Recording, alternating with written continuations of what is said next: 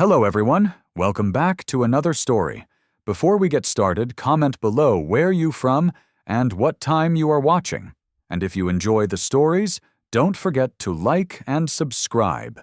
The water bottle sat undisturbed beside the silver Honda Civic, condensation still clinging to its plastic surface in the early morning light of June 13th, 2011. The car had been there all night, parked at the western trailhead of Oak Hills Regional Park, its presence unremarkable to the handful of early morning joggers who passed by. But to Michael Chen, the man who had spent the previous evening pacing his living room floor, calling Emily Foster's phone over and over until the battery died, that water bottle represented the last physical trace of the woman he loved. She had kissed him goodbye the previous afternoon, tied her blonde hair into a ponytail, grabbed that bottle, and promised to be back before dinner. That was 20 hours ago.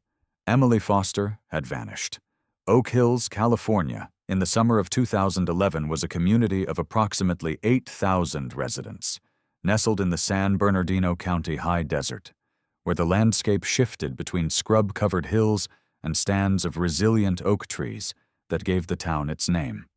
It was the kind of place where people moved to escape the chaos of Los Angeles, an hour and a half to the west, seeking space, quiet, and a slower pace of life. Crime was low. Violent crime was almost non-existent. People knew their neighbors. They left their doors unlocked. When someone went missing here, it shook the very foundation of the community's sense of safety. Emily Foster was 27 years old on that June afternoon when she disappeared. She had moved to Oak Hills 3 years earlier with Michael, her college sweetheart, and now fiancé. They had met at UC San Diego, both biology majors, both passionate about the natural world. Emily had grown up in Portland, Oregon, the youngest of 3 daughters in a close-knit family. Her father, Robert Foster, was a high school science teacher. Her mother, Patricia, managed a small bookstore. Emily's 2 older sisters, Jennifer and Sarah, had described their little sister as the adventurous one, the risk-taker, though never in ways that seemed dangerous. She rock-climbed. She backpacked alone through parts of the Pacific Northwest. She had summited Mount Whitney twice. She was strong, capable, aware of her surroundings. She wasn't careless. After graduation, Emily had taken a position as a laboratory technician at a biomedical research facility in Riverside, making the commute several times a week while Michael worked as an environmental consultant. They had chosen Oak Hills specifically for its access to outdoor recreation. Emily ran nearly every day, varying her routes through the network of trails that wound through the hills surrounding the town. She knew those trails intimately.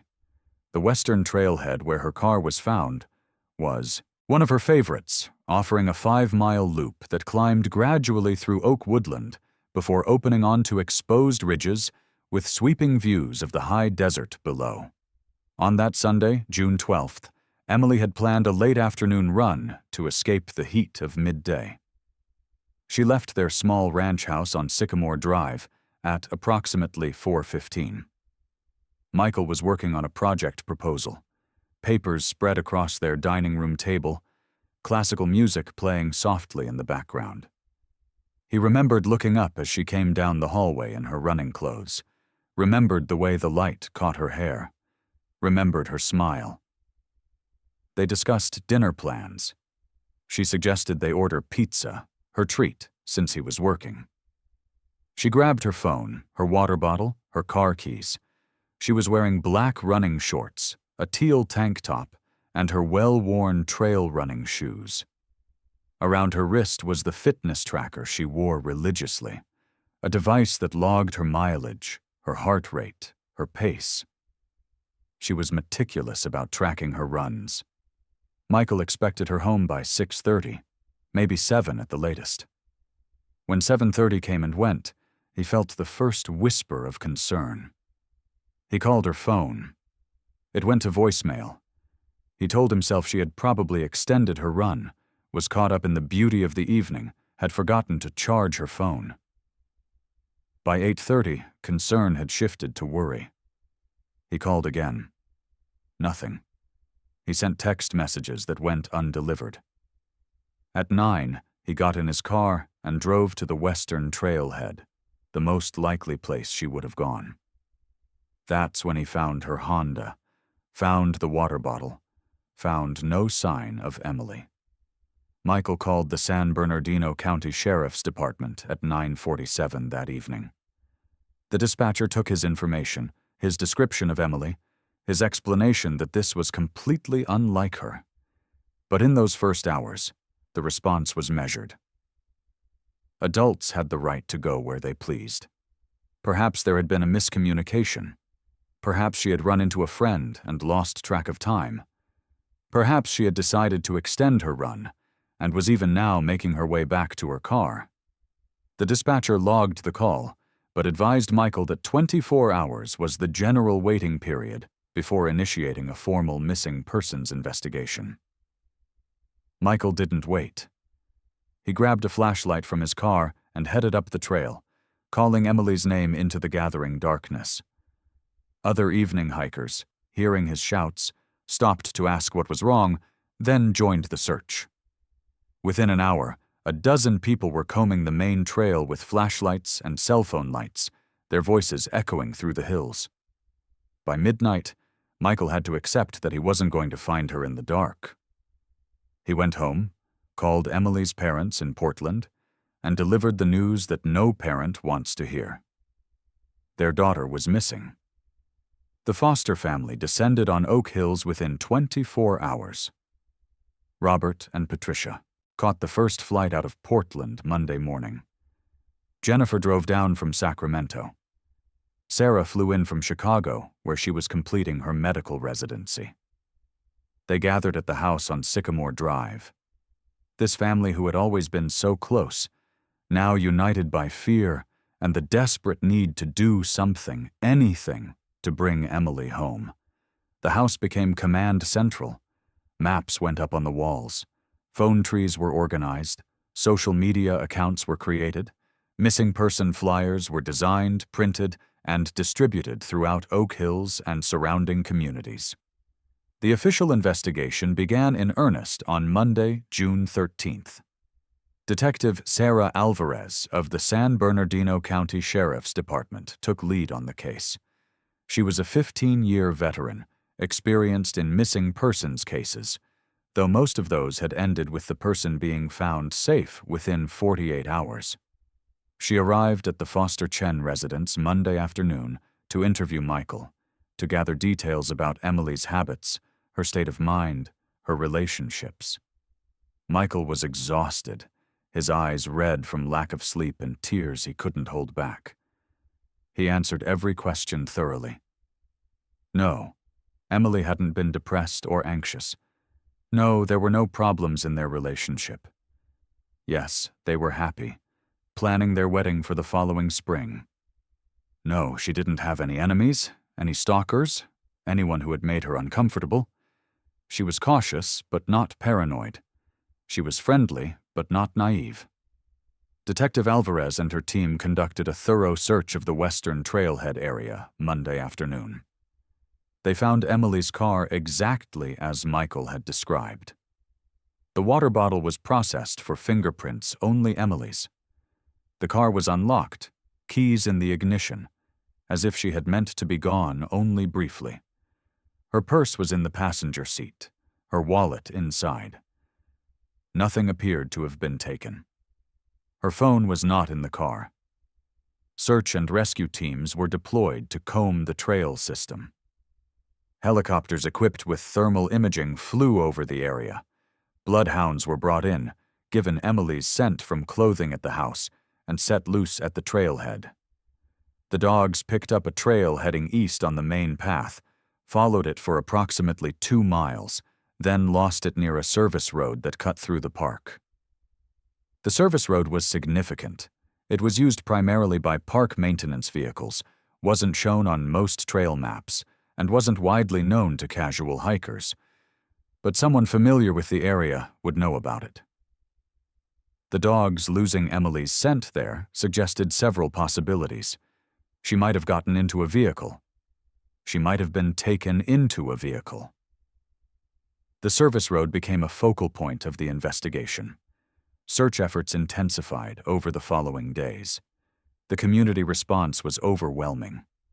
Hundreds of volunteers turned out, organized into search parties that methodically covered every trail, every ravine, every rocky outcrop within a 5-mile radius of the trailhead. The local media picked up the story. Emily's face appeared on evening news broadcasts throughout Southern California. The missing person flyers were everywhere in shop windows, on telephone poles, at gas stations. Tips started coming in. A woman thought she saw Emily at a rest stop near Barstow. A man reported seeing someone matching her description hitchhiking on the interstate. Each tip was investigated. Each led nowhere. Michael struggled to maintain hope as days turned into a week. He couldn't eat. He couldn't sleep. He obsessively checked Emily's social media accounts, her email, her bank records, looking for any sign of activity. There was none. Her phone had been off or dead since that Sunday evening. Her credit cards hadn't been used. Her bank account showed no withdrawals. It was as if she had simply ceased to exist the moment she started up that trail. The Foster family established a routine born of necessity. Patricia made coffee every morning at 6, often finding Robert already awake, sitting at the dining room table with maps and notes from the previous day's search efforts. Jennifer coordinated volunteer teams, creating schedules and search grids with military precision. Sarah, the doctor, became the family's emotional anchor, the one who made sure everyone ate, who insisted on brief rest periods, who recognized when someone was approaching their breaking point. Michael oscillated between manic activity and complete shutdown, his grief and guilt consuming him. He replayed that Sunday afternoon over and over. Should he have gone with her? Should he have insisted she take a different trail? Should he have been more concerned when she didn't come home immediately? Detective Alvarez worked methodically through standard investigative protocols. She interviewed everyone in Emily's life colleagues at the research facility, friends from college, neighbors, the clerk at the grocery store where Emily shopped regularly. She built a timeline of Emily's final week, looking for anything unusual, any deviation from routine. Emily had worked a normal schedule the previous week. She had attended a yoga class Wednesday evening. She had met a friend for coffee Saturday morning. Nothing seemed out of the ordinary. No one reported Emily being worried or afraid. No one mentioned any uncomfortable encounters or strange behavior from anyone in her orbit. The investigation expanded to look at registered sex offenders in the area. There were 14 within a 20-mile radius of Oak Hills. Each was interviewed. Each had their alibis checked. Nothing connected any of them to Emily's disappearance. Detective Alvarez pulled records of violent crimes in San Bernardino County over the previous 5 years, looking for patterns, for any similar disappearances or assaults in the area. The region had its share of crime, certainly, but nothing that matched the circumstances of Emily's case. As the 2-week mark approached, the nature of the search began to shift. The massive volunteer efforts were scaled back, not because people cared less, but because the most accessible areas had been thoroughly searched multiple times. The focus turned to more remote locations, to areas requiring technical climbing skills or specialized equipment. The grim reality settled in. If Emily was out there, if she had suffered an accident on the trail, her body should have been found by now. The lack of any physical evidence suggested something else. It suggested that Emily had not simply gotten lost or injured. It suggested foul play. The Foster family refused to accept the possibility that Emily was dead. Patricia, in particular, clung fiercely to hope. She created a Facebook page dedicated to finding Emily, posting updates daily, sharing memories and photos, keeping her daughter's case in the public eye. The page gained thousands of followers. Other families of missing persons reached out, offering support and advice born of their own terrible experiences. Robert threw himself into researching missing persons cases, learning about forensic techniques, about cell phone triangulation, about the capabilities and limitations of search efforts. He filled notebooks with his findings, with theories, with questions for Detective Alvarez. Jennifer took a leave of absence from her job in Sacramento to stay in Oak Hills. She couldn't return to her normal life while Emily was missing. It felt like a betrayal somehow. Sarah had to return to Chicago after 3 weeks, but she called multiple times daily, coordinated with investigators from afar, and flew back every other weekend. Michael existed in a fog. He went through the motions of working, of living, but everything felt hollow. The wedding planning materials that had covered their coffee table were packed away. He couldn't bear to look at them. By August, the active search had essentially ended. Detective Alvarez assured the family that the case remained open, that she continued to work leads, but the reality was stark. Without new evidence, without witnesses, without any physical trace of what had happened to Emily, the investigation had stalled.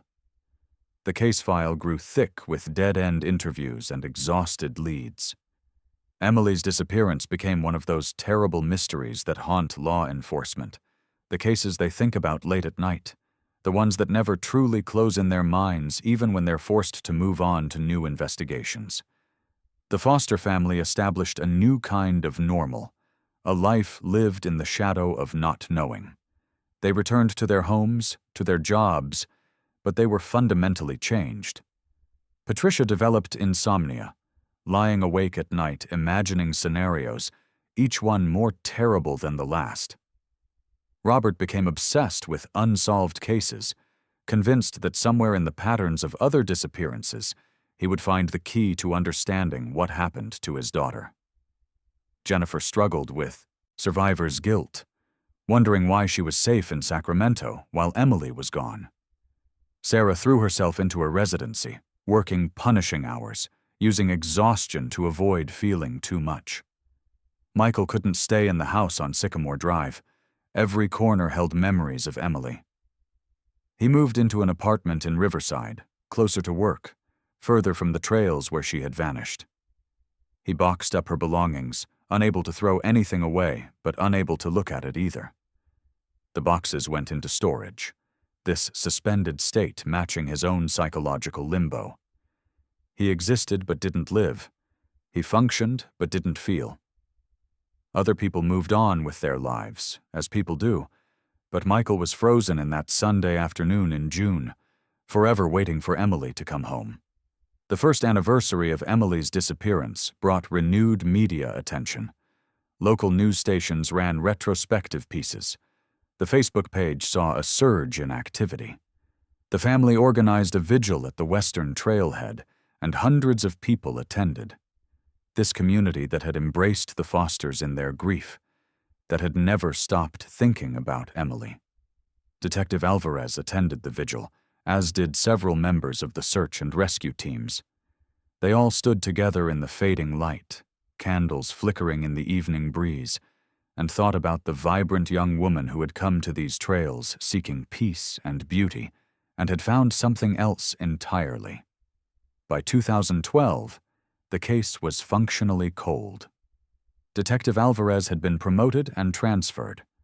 The case was reassigned to Detective James Morrison, who reviewed the file thoroughly but had little new to pursue. He made courtesy calls to the Foster family every few months, assuring them he hadn't forgotten Emily, but the truth was there was nothing to investigate. The trail, both literal and figurative, had gone completely cold. The physical evidence was minimal, just the car, the water bottle, the brief trail the dogs had followed. There were no witnesses. No one had seen Emily on that trail that Sunday. No one had seen anyone suspicious in the area. It was as if she had been plucked from the face of the earth. The years passed with agonizing slowness for the Foster family. 2013. 2014. Patricia kept Emily's room exactly as it had been in Portland, despite Robert's gentle suggestions that perhaps it was time to move forward. Jennifer got married but felt strange celebrating when Emily couldn't be there as her maid of honor, the role they had always planned she would fill. Sarah completed her residency and accepted a position at a hospital in Denver. But Colorado felt impossibly far from California, from the place where Emily had vanished, as if the distance was another kind of abandonment.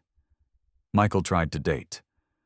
Well-meaning friends set him up, told him Emily would want him to be happy. But every woman he met was measured against Emily's memory, and none could compare. Ham remained technically engaged. He never took off his ring, never officially called off the wedding, but he lived as if widowed, loyal to a ghost. He changed jobs, left the environmental consulting firm where everyone knew his story, where he could see the pity in their eyes. He moved to San Diego, put more distance between himself and Oak Hills, between himself and the memories. In the investigative world, Emily's case file collected dust. It was pulled occasionally when new techniques became available in forensic science. Her DNA profile was entered into national databases. Her information was cross-referenced against unidentified remains found throughout the western United States. Every few months, Detective Morrison would receive notification of unidentified remains that potentially matched Emily's description: the right age, the right height, the right region. Each time he would follow up, would arrange for DNA comparison. Each time, it wasn't Emily. The Foster family lived on this roller coaster of terrible hope, each notification bringing the possibility of closure, even as they prayed it wasn't their daughter. The year 2016 marked the 5-year anniversary of Emily's disappearance. 5 years. The significance of the milestone brought another wave of media coverage. Patricia gave interviews, her face aged by grief, but her determination undimmed. She spoke about the torture of not knowing, about the ways she still caught herself thinking about what Emily would be doing now, about how she would be 32, about how she and Michael might have had children by now. Robert appeared in a segment about cold cases, discussing the limitations of investigations in remote areas, advocating for better resources for search and rescue operations. The family had become reluctant activists in the missing persons community, turning their pain into purpose. The break in the case came from an unexpected source. In early April of 2016, a local hiker named Thomas Reed was exploring trails in a remote section of Oak Hills Regional Park. Thomas was a serious outdoorsman, a member of the local orienteering club, someone who prided himself on exploring every accessible corner of the regional park system. On this particular April morning, he had parked near a locked gate on the service road, then hiked overland through rough terrain, following a GPS route he had planned. Approximately 3 miles from the service road, Thomas descended into a steep ravine that was heavily overgrown with brush. The ravine wasn't visible from any established trail, wasn't marked on any maps, was the kind of place that would only be discovered by someone determined to explore every corner of the landscape. As Thomas made his way through the thick vegetation, he noticed something that didn't belong: a piece of fabric, faded by years of sun exposure, tangled in the branches of a manzanita shrub. Thomas Reed was familiar with Emily Foster's case. Everyone in Oak Hills was. When he saw that fabric, something turned in his stomach. He documented the location on his GPS, took photographs, and immediately called the San Bernardino County Sheriff's Department. He didn't touch anything. He marked the location and hiked back out. His morning adventure transformed into something much more serious. Detective Morrison received the call and responded personally, bringing with him a forensic team and members of search and rescue. Thomas Reed led them back to the ravine. What they found there, hidden by years of growth and by the sheer remoteness of the location, were human remains. The skeleton was largely intact, partially covered by accumulated leaf litter and debris. The clothing was degraded but identifiable black fabric that appeared to be athletic shorts, remnants of a teal-colored garment that might have been a tank top.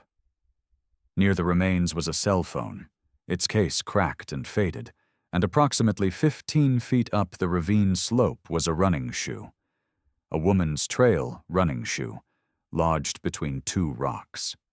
The scene was processed with meticulous care. The remains and all associated evidence were carefully documented, photographed, and collected. The forensic anthropologist who examined the remains at the scene determined they were consistent with a female in her 20s or 30s, approximately 5 feet 6 inches tall, which matched Emily's description. But definitive identification would require DNA testing, a process that would take several weeks. Detective Morrison faced the terrible task of calling the Foster family. He reached Patricia first, told her remains had been found, told her it would take time to confirm identity. Patricia's hands shook as she held the phone. After 5 years of not knowing, after 5 years of hoping against hope that Emily might somehow still be alive, this news was both dreaded and in some terrible way, almost a relief. Not knowing had been its own special hell. If these remains were Emily, at least they would finally know. At least they could bring her home. The DNA testing confirmed what everyone already suspected. The remains found in that remote ravine were Emily Foster. The identification was made official on April 28, 2016, just 2 weeks short of the 5-year anniversary of her disappearance. Detective Morrison delivered the news to the family in person, making the trip to Portland where they had gathered, united once again by their shared grief, this time with the certainty of loss replacing the agony of uncertainty. The Foster family's response was complex. There was grief, certainly, profound and overwhelming grief for the daughter and sister they had lost, for the confirmation that she had died on that June afternoon 5 years earlier, that all their hopes of finding her alive had been fantasy. But there was also a strange sense of relief, guilty and unwelcome but present nonetheless. They knew now. They could stop, wondering.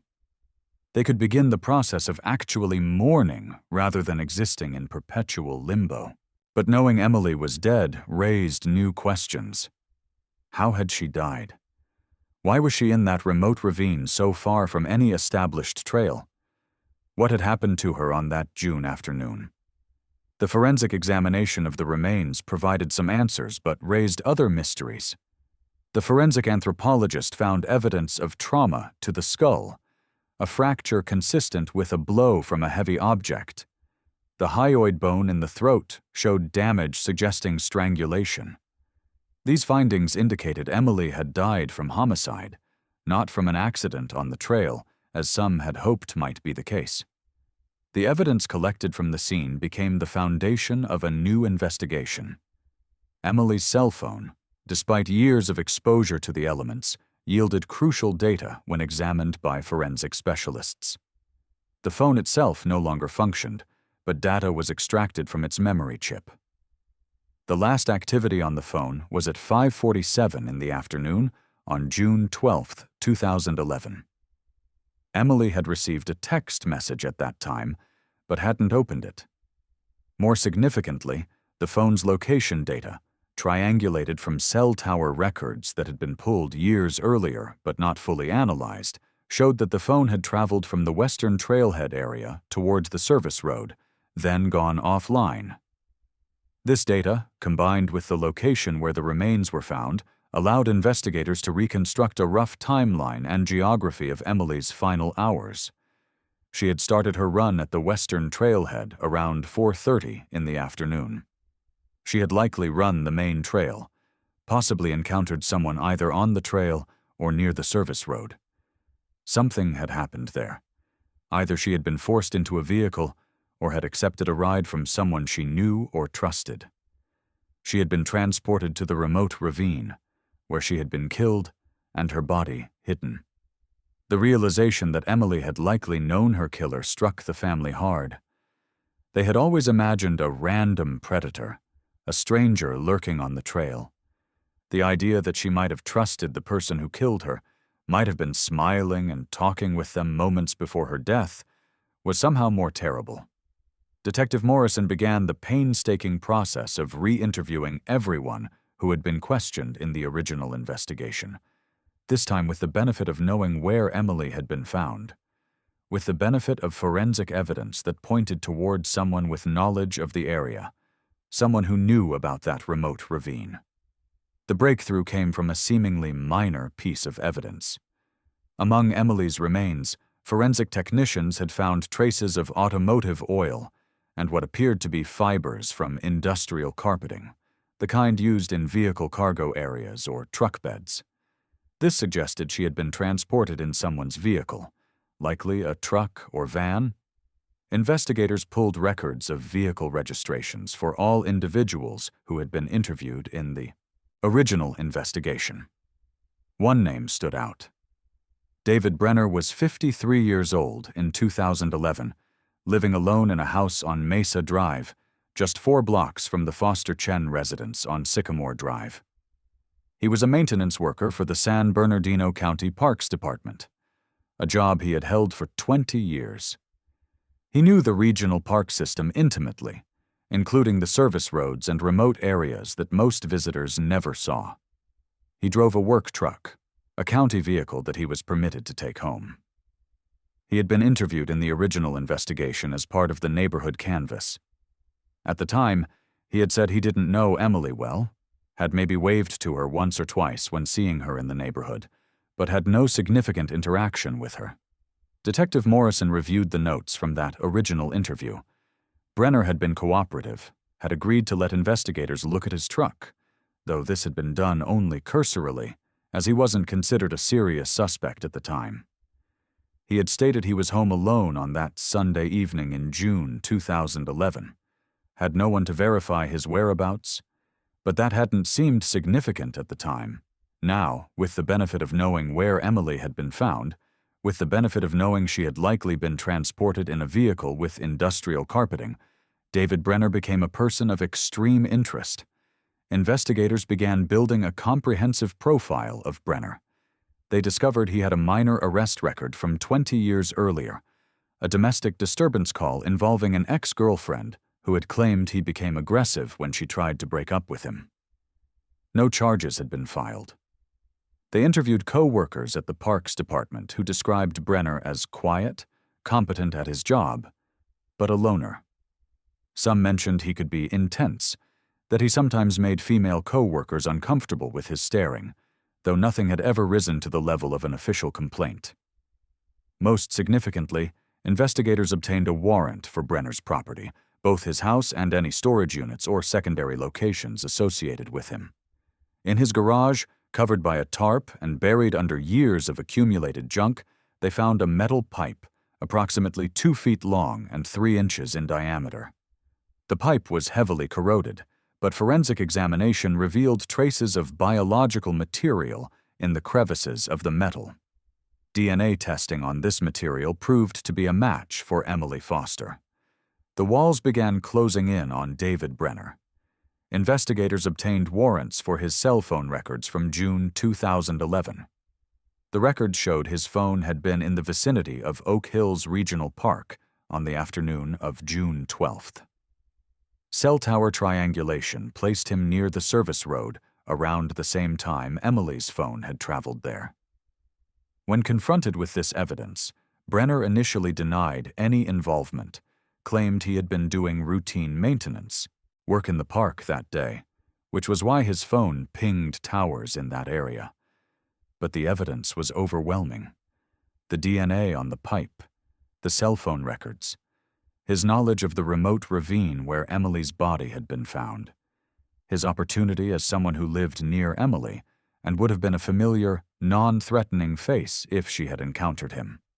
Under intensive interrogation, after being presented with the evidence piece by piece, after hours of denials and deflections, David Brenner's story began to change. He admitted he had seen Emily that Sunday afternoon. He claimed it had been by chance. that he had been driving his personal truck on the service road. He later changed this to say it was his work truck. He couldn't keep his story straight when he saw Emily running alone.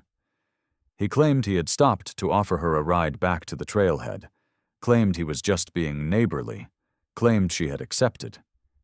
He insisted it had been completely innocent, that Emily had gotten in his truck willingly. But his account of what happened next kept shifting. First, he claimed Emily had become frightened and tried to jump out of the moving truck, that in the struggle she had hit her head. Then he claimed she had attacked him, that he had defended himself, that her death was an accident. His explanations for why he had hidden her body, why he hadn't called for help, why he had lied to investigators for 5 years, became increasingly incoherent. The truth, which emerged slowly and painfully through interrogation, was darker than even his contradictory stories suggested. David Brenner had been watching Emily for months before that June afternoon. He had developed an obsession with her, this beautiful young woman who ran past his house regularly, who was friendly enough to wave and smile when she saw him. He had learned her routes, her schedule, her habits. On that Sunday, he had been waiting on the service road, knowing she often ran trails that intersected with it. When he saw her running alone, he had seized his opportunity.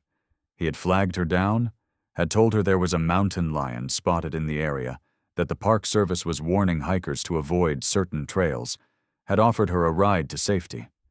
Emily, trusting and unsuspecting, had accepted. Once she was in his truck, Brenner had deviated from the route back to the trailhead. Emily had realized something was wrong. She had tried to exit the vehicle. Brenner had grabbed her, had struck her with the pipe he kept in his truck, had strangled her to stop her struggles. He had driven her body to the remote ravine he knew from his years working in the park, a place he was certain no one would ever find. For 5 years, he had lived with what he had done. He had continued working for the Parks Department, had continued living on Mesa Drive, had passed the foster family on the street during those terrible weeks after Emily's disappearance. He had even joined in the searches briefly, had helped put up missing person flyers, had expressed sympathy to neighbors. The entire time, he had known exactly where Emily was, had known what he had done to her. The confession, partial and reluctant as it was, combined with the physical evidence, was enough. David Brenner was arrested and charged with first-degree murder, kidnapping, and concealment of death. His trial began in October of 2016. The foster family attended every day of the proceedings, sitting in the front row of the courtroom, a united wall of grief and determination. Michael sat with them, the fiancé who had never stopped waiting for Emily to come home.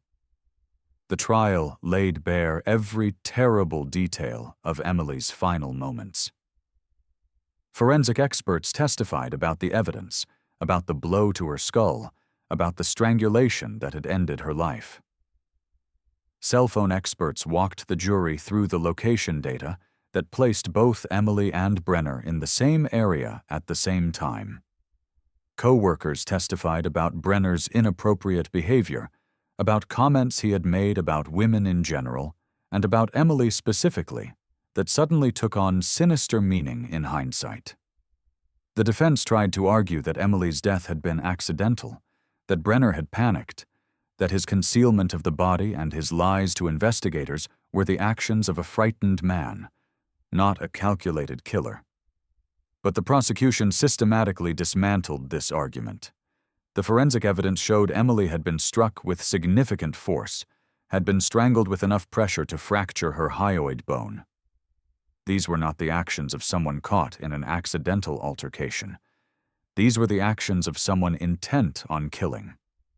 The jury deliberated for 6 hours before returning a verdict of guilty on all counts. David Brenner showed no emotion as the verdict was read. In contrast, the foster family wept openly, holding each other, this moment they had worked toward for 5.5 years finally arriving. At sentencing 2 weeks later, the judge sentenced Brenner to life in prison without possibility of parole. Before being led from the courtroom, Brenner turned to look at the Foster family. Patricia Foster stood up, faced him directly, and spoke the only words she would ever say to the man who had killed her daughter. "You took Emily from us, but you didn't win. We found her. We brought her home. We got justice. You will die in prison, and we will go on living and honoring Emily's memory every single day. You lose." Emily Foster's remains were cremated, and her ashes were divided between her parents and Michael. A memorial service was held in Portland in November of 2016, attended by hundreds of people whose lives Emily had touched in her 27 years. Her family spoke about her love of nature, her passion for science, her infectious laugh, her fierce loyalty to the people she loved. Friends shared stories that made everyone laugh even through their tears.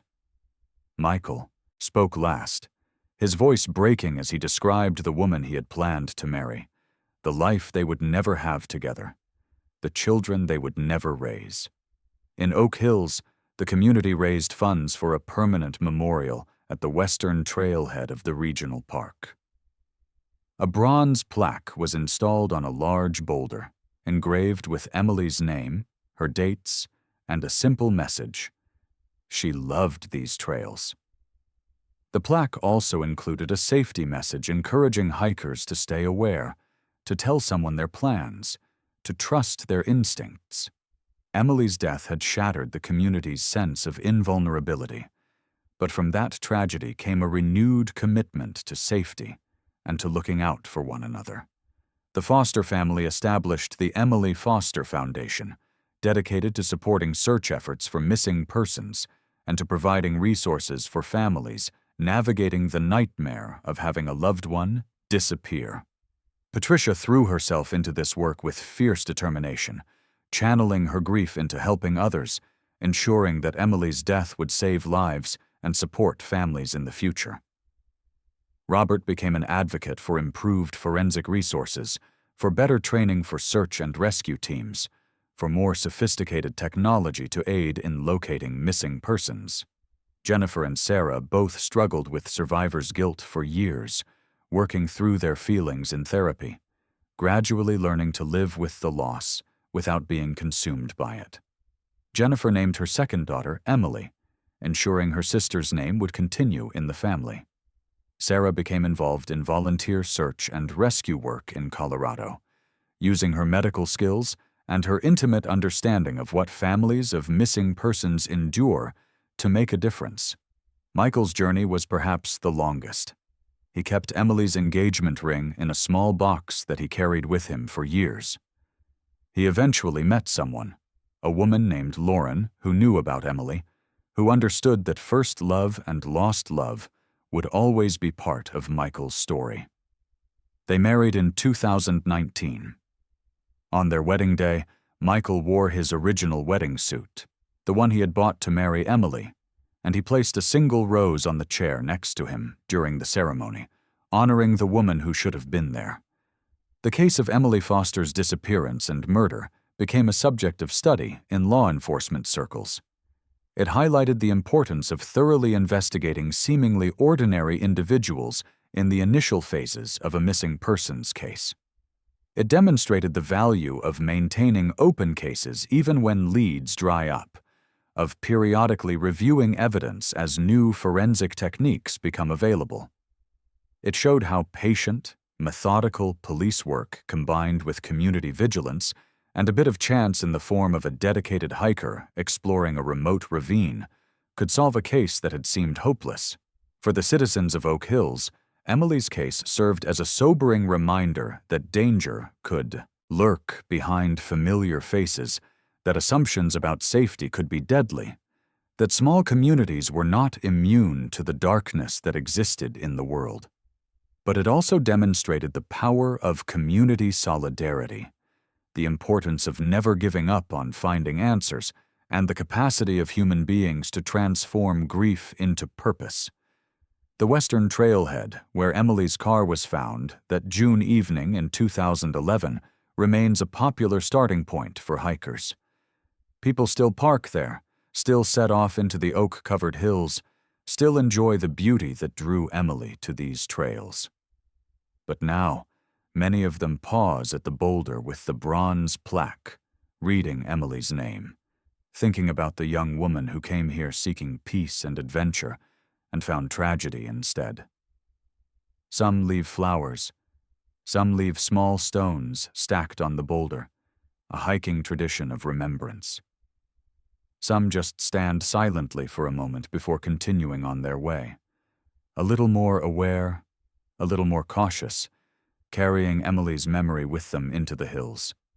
The ravine where Emily's remains were found has been marked on Park Service maps, though the exact location is not publicized. Park rangers check the area periodically, maintaining a small memorial that has grown there organically, flowers that people somehow find their way to leaving, ribbons tied to tree branches, small cairns of stones. It has become a place of pilgrimage for some, a place to contemplate loss and injustice and the fragile nature of safety. David Brenner sits in California State Prison, serving his life sentence. He has never expressed genuine remorse, has never fully explained why he targeted Emily specifically beyond his weak claims of her being in the wrong place at the wrong time. Psychologists who have evaluated him describe a man with narcissistic tendencies, with an inability to see women as fully human, with a frightening capacity to compartmentalize his actions. He continues to maintain that Emily's death was partially accidental, that he never meant to kill her, despite all evidence to the contrary. No one believes him, and no one cares what he believes. He will die in prison, and the world will be safer for it. For Patricia and Robert Foster, now in their 70s, the loss of Emily remains the defining tragedy of their lives. But they have found ways to live with it, to honor her memory, to find meaning in the work they do through her foundation. They speak at conferences about missing persons cases, sharing their story, offering guidance to other families beginning the terrible journey they completed. They've become fixtures in the missing persons community, known for their compassion, their practical advice, and their unwavering belief in the importance of never giving up. The advances in forensic science that helped solve Emily's case have continued to evolve. DNA analysis has become faster and more sophisticated. Cell phone tracking technology has improved dramatically. Search and rescue techniques have incorporated drones and advanced thermal imaging. Each of these improvements increases the chances of finding missing persons, of solving cases that might once have remained mysteries forever. Emily's case is often cited as an example of why maintaining open investigations and periodically reviewing evidence with new technology is crucial. There are thousands of missing persons cases in the United States at any given time. Some are resolved quickly. Some, like Emily's, take years to solve. And tragically, many remain unsolved, families living in permanent limbo, waiting for answers that may never come. The Foster family thinks about these families often, these people walking the same terrible path they walked. Through their foundation, they try to offer hope without false promises, support without platitudes, practical help combined with emotional understanding. The story of Emily Foster's disappearance, the 5-year search for answers, and the eventual discovery of her remains and her killer is a story about many things. It's about the unpredictability of violence, about how danger can come from the most unexpected sources. It's about the importance of community, about how strangers came together to search for a missing woman, about how a hiker exploring remote terrain made the discovery that finally brought Emily home. It's about the advances in forensic science and the dogged determination of investigators who refused to let a case go cold. It's about a family's refusal to give up hope, even when hope seemed foolish. It's about grief and loss and the ways human beings find to continue living after the worst has happened. And ultimately, It's about Emily herself, a young woman who loved life and the outdoors, who was taken too soon by someone who saw her not as a person, but as an object for his twisted desires. When people think about Emily Foster now, those who knew her try to remember her not for how she died, but for how she lived.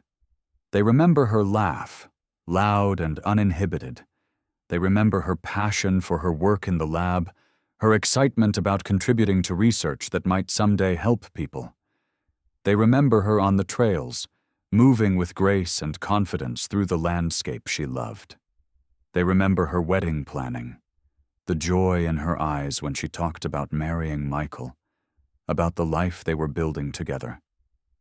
They remember her as a daughter, a sister, a friend, a fiancée, as a fully realized human being whose life had meaning and value beyond the circumstances of her death. There's a photograph that Patricia Foster keeps on her desk, taken a few months before Emily disappeared. Emily is standing on a mountain summit, arms raised in triumph, the vast expanse of wilderness spreading out behind her. Her face is flushed from the climb, her smile is radiant, and everything about the image speaks of vitality and joy, and a young woman fully engaged with life. That's how Patricia wants to remember her daughter, not as a victim, not as a tragedy, but as the vibrant, adventurous, loving person she was, captured in a moment of pure happiness. The case officially closed with David Brenner's conviction, but for those who loved Emily Foster, there is no real closure. There's only the ongoing process of learning to live with loss, of finding ways to honor memory, of transforming pain into something that might prevent other families from enduring what they endured. The Emily Foster Foundation has helped fund search efforts for dozens of missing persons cases. The resources they've provided have contributed to finding missing individuals, to training search and rescue volunteers, to supporting families in crisis. In this way, Emily's legacy extends far beyond her own tragic story. Every June 12th, the anniversary of the day Emily disappeared, her family gathers. Sometimes they meet in Oak Hills at the memorial plaque. Sometimes they gather in Portland at the place where Emily's ashes were scattered. Wherever they are, they spend the day together, sharing memories, supporting each other, marking another year of life without her. It gets easier with time, in some ways. The raw, overwhelming grief of those early days has settled into something quieter, though no less profound. They've learned to experience joy again, to laugh without guilt, to make plans for the future. But Emily's absence remains a constant presence, a person-shaped hole that nothing can fill. The trails of Oak Hills Regional Park continue to draw hikers and runners, people seeking the same experiences Emily sought: connection with nature, physical challenge, the peace that comes from moving through wild spaces. The Park Service has improved safety measures, increased ranger patrols, and better maintained the service roads to limit access by unauthorized vehicles. But everyone who uses these trails now does so with a different awareness, a knowledge that safety is never guaranteed, that terrible things can happen even in places that seem idyllic. In the end, the story of Emily Foster is a reminder of both the darkness that exists in the world and the light that people can create in response to that darkness. David Brenner represents the former, the predator who hid behind normalcy, who violated trust, who stole a life and felt no genuine remorse. But the Fosters, Michael, the community of Oak Hills, the search volunteers, the investigators who never gave up, the hiker who made the crucial discovery, they represent the latter. They represent the ways human beings respond to tragedy with determination, compassion, and an unwillingness to let evil have the final word. Emily Foster was 27 years old when she died, murdered by someone she had no reason to fear. Her life cut short just as she was building her future.